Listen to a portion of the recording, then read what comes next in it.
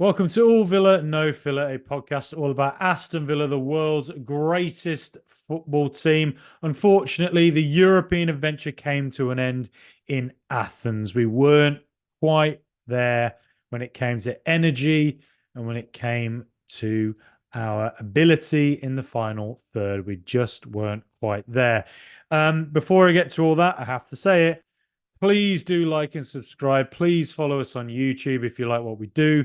Please do, 5-star reviews on Spotify, iTunes, YouTube.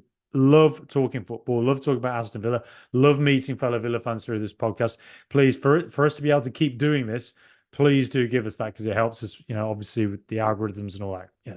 Anyway, with that said, I'm not actually all that disappointed at all, really. We lost 2-0 in at Olympiacos in Piraeus in Greece. Look, I think the tie essentially was lost after the first game, and I don't think after watching that first game that Olympiacos are a necessarily great side. I don't think they're as good as Lille, for instance, but Europe is very different to the Premier League, right? Experience of European football counts for something. How many teams have you seen go into Europe and immediately just go in and dominate, having not played in Europe for years and years and years? How long did it take Man City to work out the Champions League? They got into the Champions League in about 2010, didn't get to a final till 2021. How many heartbreaks and frustrations did they have? Sometimes in Europe, even if you're the best team in the world, even if you are the most prepared and tactically astute team there is going, every now and again, the ball just bounces the other way and goes to the opposition, or they get an offside decision that still kind of looks offside, but somehow is given onside. You know, they hit a shot and a deflection takes a deflection and goes in, or you have an injury, you have a culmination of injuries that they don't. That's just what happens in Europe sometimes. It is a little bit more of a lottery because it is a cup competition. Uh, you know, um, Man City took forever to get used to it. How long were Chelsea playing in the Champions League till they got used to it? How long, did say PSG, have they ever won the Champions League? No. They've been to one final since they got taken over, and they've spent 100 billion quid on some of the world's top players to get there. Failed again to get to the final this year. Sometimes, and how many times did they hit the post against Borussia Dortmund? Sometimes in Europe, that is what happens. It sometimes means the best team doesn't win. Now, I think Olympiacos over 2 games, do I think they're a better football team than Aston Villa? No, definitely not. Had this game been played earlier this season, I think we'd have won it. Or I think I'd have been more confident in the idea of Villa winning it. But what I would say is that I think Olympiacos were tactically extremely astute. They've got a top coach, you know, Southern Europe seems to consistently produce top intelligent coaches. But I thought Olympiacos, one thing I would say is they just were able to run harder, faster, stronger. And, they didn't have to play at the weekend. It makes a difference. Aston Villa are playing intense games every single week with a squad that is now down to bringing on young players barely out of their teens or in their teens late on against Olympiacos. Our squad is utterly bereft. And if you think that's an excuse, Unai Emery, to his credit, lives by no excuse culture, right? That's the best way to look at it. This team has to go for it. This team can't get down on its laurels and feel sorry for itself, because then you just give up, essentially, don't you? But as fans, pundits, whatever, journalists out there, we can all acknowledge and all intelligently, if you use your brain, see that Aston Villa are playing with a group of players who have at times probably had to overexert themselves, have played a crazy number of games, and have lost a substantial number of key players. What would you have given for Boubacar Kamara in the last 2 months in centre midfield? What would you have given for Buendia and Mings all season? Alex Moreno, Yuri Tielemans has just come on and offer something elite in centre midfield. Pau Torres last week wasn't there at Villa Park. Emi Martinez wasn't there at Villa Park. And I dare say, had Martinez and Pau Torres been there, it would have been a different story at Villa Park. So, look, you have to bring up these mitigating circumstances. We've played an enormous amount of football this season, and we have not had any kind of run in Europe for about 16 years. Not since the Martin O'Neill era, when we got to what was the quarters, last 16 of the Europa League and lost in Moscow. What have we done since then? Gone out an embarrassing style to Rapid Vienna twice in a row. We finally returned to Europe this year and we got to a semi-final. That in itself is an absolutely amazing achievement. Now, I listen to a lot of football podcasts, right? Not just Villa podcasts, lots of different football podcasts. And I've heard on numerous occasions this season, well, Aston Villa are surely the favourites for the Conference League. Well, Aston Villa are surely going to win the Conference League, right?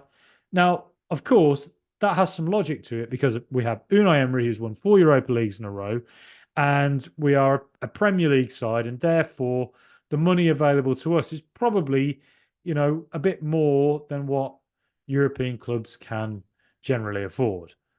However, Europe is a different beast. It doesn't work like that. And it counts for something when you've got teams like Olympiacos who have played in Europe 100 million times in the last 20 years. They're not particularly brilliant in the Greek league at the moment, but they've got a canny manager who's won things before. They've got some excellent players. Clearly, El Kaabi's a very intelligent mover as a striker, just gets into the right position all the time. And then they've got somebody like Podence who then on the counter can just hit you with an intelligent pass. At Villa Park, they were relentlessly pressing us, relentlessly pressing a team who just looked a bit tired. Here, they first half they sat deep, invited all the pressure. In the second half, they went back to a sort of the formula I saw at Villa Park, where it was a bit higher press. But what I did notice with Villa was that dealing with that press with Martinez and Pau Torres, I think we did a much better job. And I think McGinn actually did quite well, turning with his back to goal and turning away from pressure. I just think that what happened was started very well. Villa showed the kind of energy you needed, hit them hard, hit them fast, and hopefully get a goal. And what do you know? We go and concede a really sloppy goal. And it comes through intelligent movement from El Kaabi. Podence involved again. Really intelligent player. I'm actually amazed Wolves have put him out on loan. And Luca Dean not tracking back. And we'd already given ourselves a mountain to climb out at Villa Park.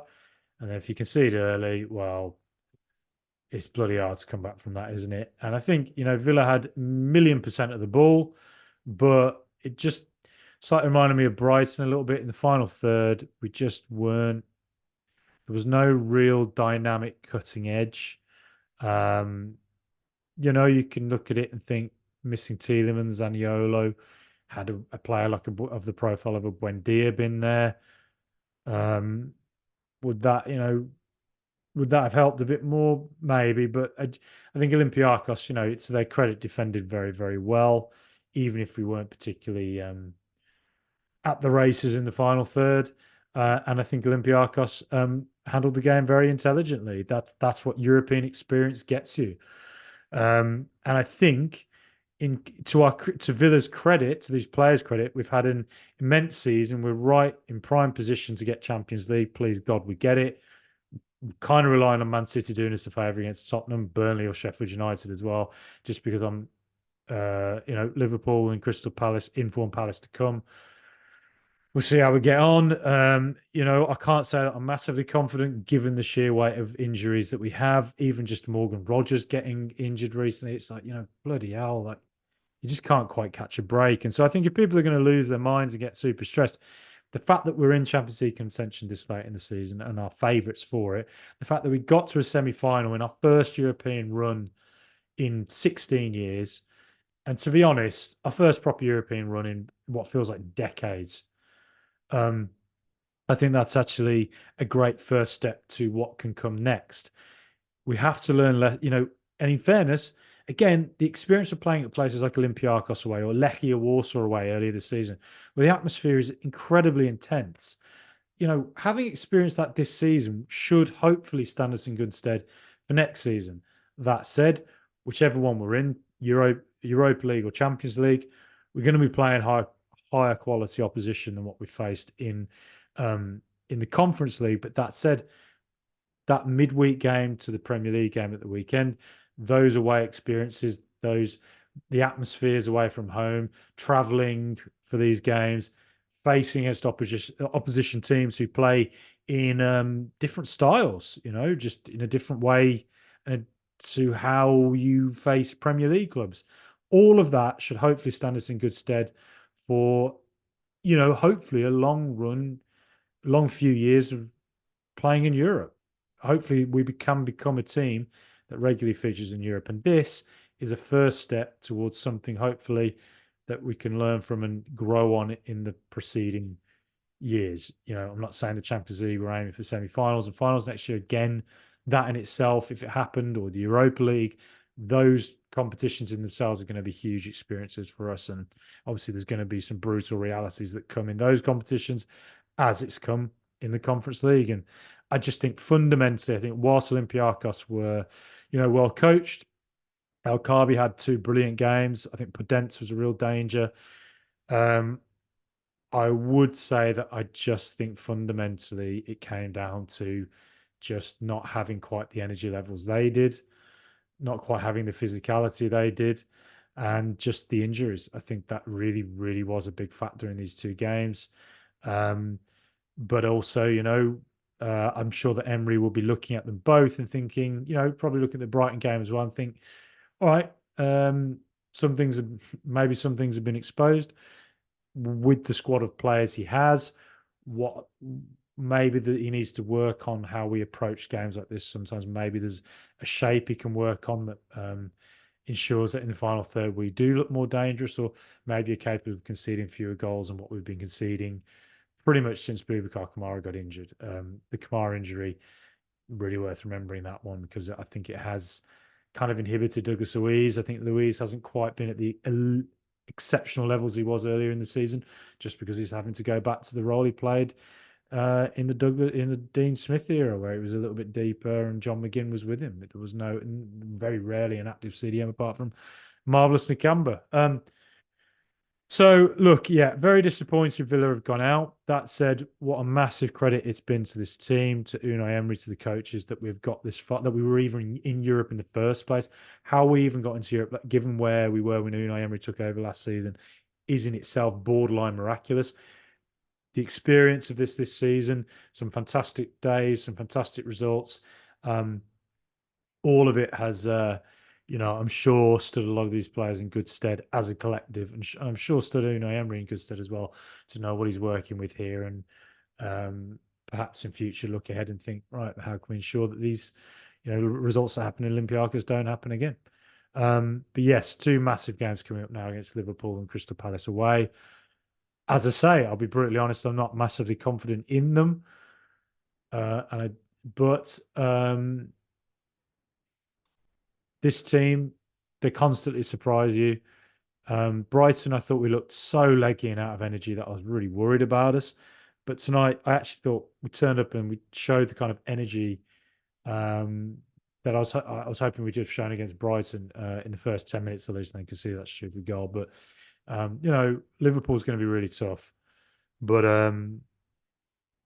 we got to do it. We just got to turn up. Villa Park's got to be rocking, help the players, and let's just try and get anything out of that game. Let's do it.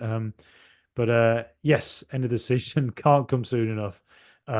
Get these lads on the beach with some pina coladas, please, and some hopes and dream. Well, some for them to be looking forward to Champions League football. Please, hopefully that can happen. But otherwise, let me know what you think. Please like and subscribe. Please give us the old 5-star reviews if you like what we do. Go on Spotify on your phone app, click on 5 stars in there. iTunes as well. You can go on there and click on 5 stars as well on the. If you go on All Villa No Filler on iTunes or Apple, wherever it is, Amazon, all the same, Google, whatever. So thank you for listening to this. Please subscribe on YouTube as well. Let me know what you think. Get in touch. Up the Villa, always. What an amazing run it's been this season. Plenty more good times to come under Unai Emery. Of that, I am certain. Up the mighty Villa.